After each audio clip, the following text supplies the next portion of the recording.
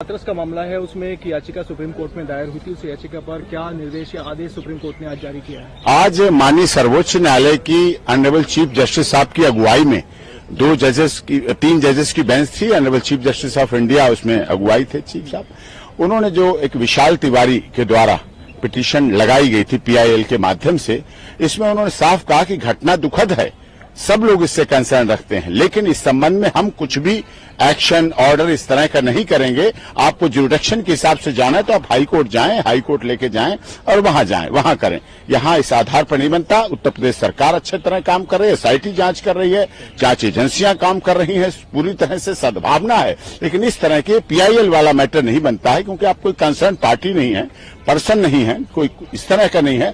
तो उन्होंने साफ तौर पर उसको यहां से खत्म कर दिया और कहा कि आपको जाना। तो उन्होंने एक और रिक्वेस्ट की, इसको भेज दीजिए वहां, कि इसको भेज दीजिए वहां।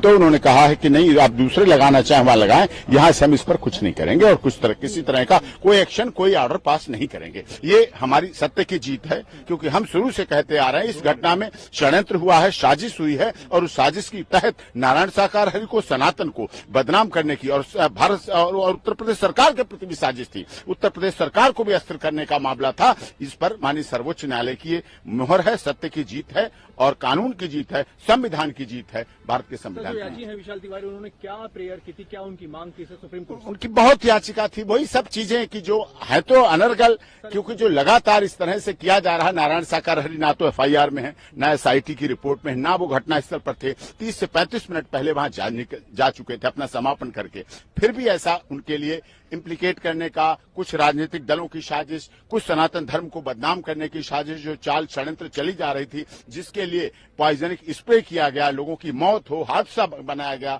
और ये बड़ी घटना हुई, जिस पर माननीय सर्वोच्च न्यायालय की बात है। और वास्तव में जरूरत नहीं थी यहाँ आने की, क्योंकि इसमें ऑनरेबल रिटायर्ड हाईकोर्ट के जस्टिस की निगरानी में कमीशन बना हुआ है, उसमें जांच हो रही है, एसआईटी पे जांच हो रही है, और हमने जो भी हमारे नामजद अभियुक्त थे उनको पहले ही सरेंडर करा दिया।